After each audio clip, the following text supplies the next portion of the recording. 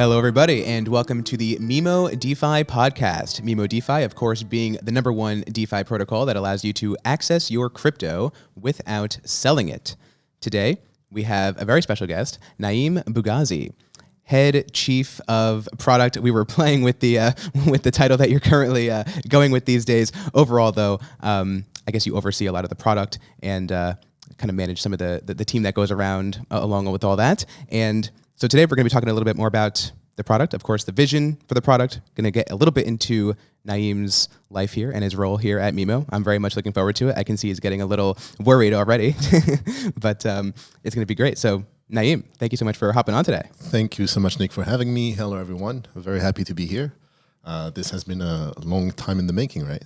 Yeah, absolutely. We've planned trying to get a lot of the team members on the podcast, trying to show everyone what we're up to, kind of how we're working, a little bit more about behind the scenes. So I'm going to dive into it. Are you ready? Let's go. All right, very cool. So Naim, my very first question for you is you have a very interesting kind of background here. I know that you've worked on a lot of centralized applications, designing a lot of those things, and now in a whole other world. Maybe just like a little high level. Can you speak to that for a quick second? Oh, yeah, sure. So most of my career was actually building social networks, and more specifically in China, which I know going from social networks to fintech and DeFi is not very common. So it has been a very interesting adventure. Claudio, our CEO, and I go way back. So we actually studied together. So we've always been involved in each other's businesses in the literal sense of the term. So yeah, it's been quite an adventure, I would say. Very cool. What was the centralized applications in China versus decentralized applications throughout the planet? Yeah. How do you make that? How do you make of that switch? I mean, honestly, at the end of the day, it goes into what do you want to achieve, right? So the key here is problem solving. So I lived in China for quite a few years, and of course, I don't need to tell you how much China has boomed over the past 20 years. Mm-hmm. And we just wanted to solve things, right? So we saw opportunities and we wanted to solve a problem. So through a social network, through an app, through whatever, we wanted to solve something for a user. Today, in the world we're living in, the market we're in, the problem we're solving is a financial one, right? Our previous venture before Mimo was Telcoin, right? And we had a very concrete problem to solve. This is actually when I made the switch from centralized to, it wasn't fully decentralized back then because we didn't really talk about DeFi back then, but the philosophy is the same, right? So back then we wanted to help people access financial services. And it didn't seem like a big deal for most of us because we actually live in a bubble. We're the fortunate ones, right? But for many people in emerging countries, they did not have access to traditional banking. And when we looked into that market, it became painfully obvious that a lot had to be done, right? So stepping into DeFi was not such a big deal for me because the philosophy, the thinking is actually the same. Mm-hmm. Whether it's centralized or not, you always want to serve a customer, a user, a platform, right? Would you say that the philosophy is what? How people are paying, how people are using money? It's more than that. It's what they're allowed to do with it and how much control they have over it, right? So we, of course, are a decentralized platform and we're giving all that decisional power to the people, right? Through our governance token, the Mimo token, right? You decide what the platform becomes. And there's full transparency into what happens with your money. What do you do with your funds? How do you actually generate money, right? Versus the traditional banking system whereby, yeah, it's very much like a black box. Like you put your money in there, it's not really yours. You're not custodian of your assets. And we wanted to break that entirely, right? So you own your money, you manage your money, and we're here to facilitate that, to show you what's possible and nothing more than that, right? I guess it doesn't even stop at money, does it? No, absolutely not. You manage, that it kind of stops there. That philosophy goes to everything. Mm-hmm. Today it's money, but it could be anything, yeah. So let me ask you this: the philosophy we're really diving into the philosophy of decentralized versus centralized, right? Is that kind of the overall picture? So how would you say is ultimately the mind has to change to understand this stuff, right? Because I always say to people when we're talking about crypto and everything, it's almost like you have to unlearn things because because you're right, we live in a bubble and the bubble's whether it's good or bad, we're just all very used to it, right? It's kind of just the only way that we know. So to move forward, you do have to just, people get stuck in the sunken cost fallacy, right? But you have to forget that stuff almost. Is that right? So how do you go about changing your mind to not only just being a consumer to this new wave, but now also building on it? Well, personally, it's been a pretty big learning curve because it affects the way I work directly. So building centralized app, say a social platform, my KPIs and my goals were to get retention. I wanted users to stick to my product because investors that's exactly that's how you generate value, by having having high stickiness was the game, right? And building DeFi products, you actually have to shift your mind entirely. And it's going to sound a little controversial as head of product, but the product itself is not our web app, our upcoming mobile app. These things are only clients to a platform. Our product is actually our platform. It's our stablecoin. It's all of these features that we offer, right? So whether you stick on our interface or not does not actually matter all that much. Right. We're not here to make a pretty interface so that people will like check it every 5 minutes. We have actually no interest in that. We're here to build a solution that will solve something, right? And whether you do it through our interface, another interface, I mean, it should not matter, right? And that's how we had to change the way we looked at products, right? And it was a very interesting journey, I'd say. It's also, you figure any type of centralized bank right now, I don't think they really necessarily care how long you're sitting on the app, as long as you're depositing and just getting the usage out of there. Yeah. And of course, as a consumer, the decision is going to be made, where am I getting a decent rate? Where's like the most kind of secure, sound place to park my money? And it kind of, it's very different as far as, it's almost as if the things, all the conversion points and the KPIs and everything that did matter just literally don't anymore because of the way, because sales, like the idea of a transaction, I'm buying something, is almost becoming, would you say, a little antiquated? Would you agree with that? Yeah, I would 100%. Yeah. Yeah. And how are you, how do you feel about that? Well, pretty good, actually. It's going to be exciting. It actually frees us to do what matters the most. While we're not competing to create a stick interface, to create something that attracts people for the wrong reasons, then you can actually focus on building what matters most, right? So it's liberating in a way not to have to worry about those conversion rates. Like, yeah, we want people to click that button. Right. No, I actually, yeah, sure, they could, but I want people to use the product, right? So this kind of comes into like another phase of where we can see Mimo going in a lot of DeFi, where since the client matters a little bit less than just the foundational contracts and everything, very easily, I can already think of a dozen business ideas, centralized business ideas that I can build on top of Mimo. And that's the purpose, right? Mimo in itself exists as part of a larger ecosystem, right? The end game is not just to say Mimo is a company that offers a product, full stop, right? Mimo is part of a larger DeFi ecosystem. And as being part of an ecosystem, of course, we only exist as to provide a service. And of course, we want people to build on top of it and expand it and expand the possibilities of what is possible through, say, our stablecoin, right? So, of course, the game is for us to be part of that chain of players and ideas and companies and businesses.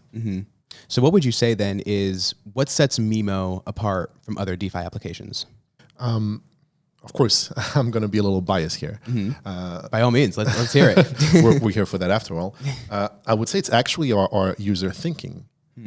So, as I said, building a sticky interface is not the end game, but bringing a solution that is usable by as many people as possible, that is. And because of the expertise we have, we can actually simplify a lot of the features that we're offering. So making anyone understand how DeFi works today, in the market we're in today, is still a challenge that we want to tackle, right? And if you're looking at longer term goals, what sets us apart, first of all, is that we do actually have a very stable and reliable euro stablecoin in a market that is overwhelmingly governed by the US dollar, right? And we do, historically, we actually do serve users in the European market, right? And having that angle actually allowed us to look at other currencies as well. So today it's euro. We can also move into other currencies. So we're here in Dubai. We can look at the AED. We can look at the Japanese yen. We can look at, well, of course, the US dollar, and like any currency that would make sense for the users that we want to serve. And that in itself is quite a difference. And I would imagine See, it's actually this is proof that the product itself. When I'm explaining Mimo to somebody, I'm not saying, "Oh yeah, you got a beautiful purple interface and the buttons are nice and easy to click." I mean, sure, for the usability, that's nice, but the main features are, I mean, decentralized, Euro, over collateralized, right? I mean, if would you say that those are kind of the three main 100%, functions? yeah. Yeah, and I think by itself, I mean, the over collateralization, first of all, is something that is kind of unique to Mimo, right? And it's something that I think a lot of people don't really appreciate, but I also think it's something that is going to be very appreciated at some point, right? The history, the proof of the peg and everything is going to really, really, because you got all these other applications that are kind of chasing trends and everything, right? And as a product designer, you might be compelled to kind of dive into some of those as well, right? Yeah, but we value stability and reliability a lot. And especially in the times we're living in, where we've been through a crypto crash and then an actual market crash, right? So if you look at the situation right now in Europe, a lot of the markets went sideways and the euro itself fell a lot, the crypto fell a lot. And in these trying times, par actually stayed stable. Yeah. Right. And this is a really a testimony of like the work we've been doing so far. And it will show over time that we really have a solution whereby our peg is for real. It's stable. And it's not, I mean, this actually is a misconception that I'm finding. Algorithmic stablecoin kind of gets a bad rap in some different projects. I think calling us an algorithmic stablecoin almost doesn't give it the credit it deserves, right? We're almost over collateralized stablecoin is kind of how I would describe it, because it says it exactly there. This euro is backed by more than what a euro is. Yeah. That by itself is massive on the product, the contracts, right? And then conveying that on like the UI and the UX and everything, critical, because it's the trust is there and you're seeing it live because have fun getting par without being over collateralized, right? I mean, unless you're, playing some other type of money Lego there to achieve it. Which actually kind of brings me to another topic here: money Legos. This is a big topic, I feel, but I really want to dive in. I don't know where to really begin. What do you? What's your take on money Legos? And as far as Mimo kind of integrating different areas on how you can stack, or maybe stack is not the correct word. Yeah. So I used that word slightly before we started this talk, and it's basically in line with what I was describing earlier, the ecosystem, right? So say we have liquidity pools, right? Or we have leverage vaults, or what we're going to call, which is coming soon. I'm not even sure I should bring it up here, but super vaults, right? Nice. Okay. This is what I call the Legos. So you can actually use any kind of ways to generate par, and they're all viable depending on your risk appetite, on how you want to get the par, right? And what kind of yield you want to achieve, and what kind of, again, risk you want to take. The user takes the risks. Yeah. The protocol is entirely safe. The protocol is entirely safe. Yeah. And that's a huge thing, because you've got a lot of protocols that are rising very quickly and kind of doing all these things, but they're risking. There's obviously a risk there that they're sacrificing. So our goal is to inform users, right? So it starts with conveying trust. And you touched upon that when you talked about our collateralization, right? So we show you that, hey, we do actually have the money to back it up, right? I mean, you look at the chart on the homepage, you look at Polygon, you are safe. You're like triple almost, right? And once this is established, we tell you what you're capable of doing with the assets you're depositing. And then the risk is up to your appetite.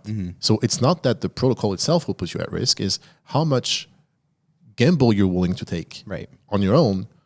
If you see something that nobody else did, then go for it. Right. And this is also, I mean, you can obviously do with your par what you wish. And then if Mimo can make it a little bit simpler for you to take those risks, by all means, know what you're doing. And this is kind of with leverage.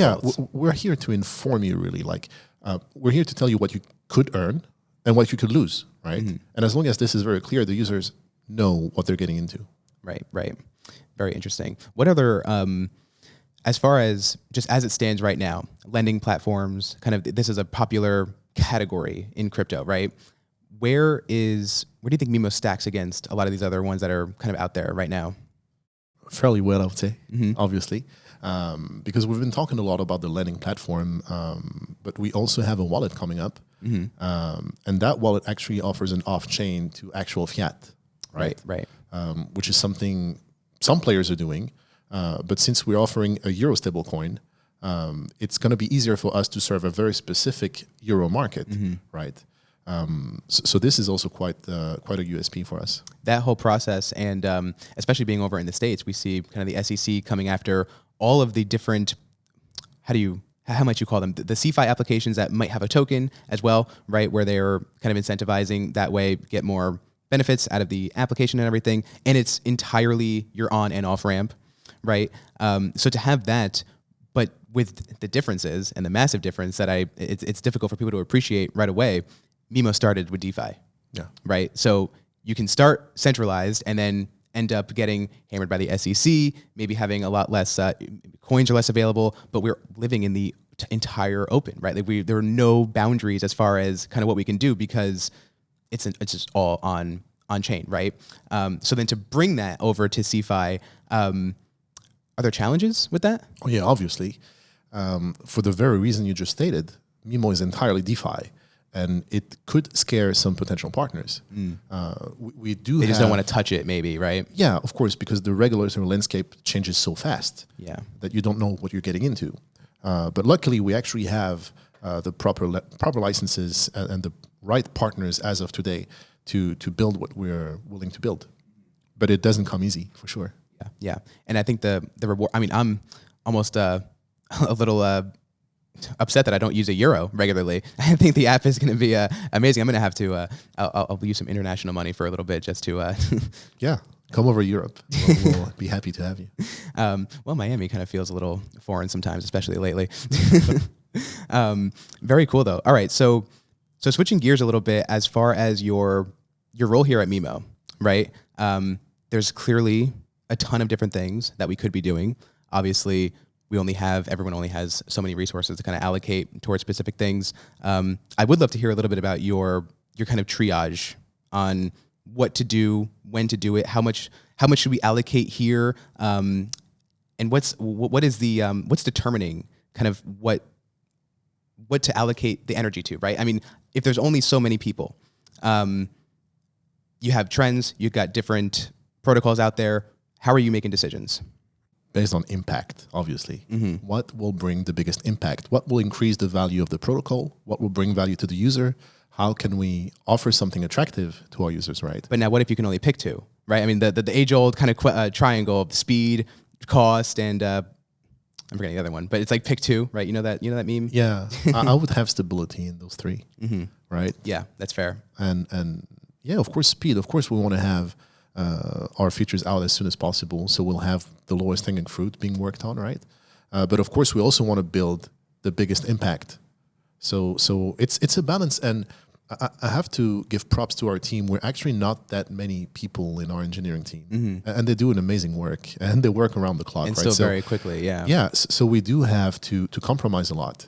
But is there any benefit to not moving quickly?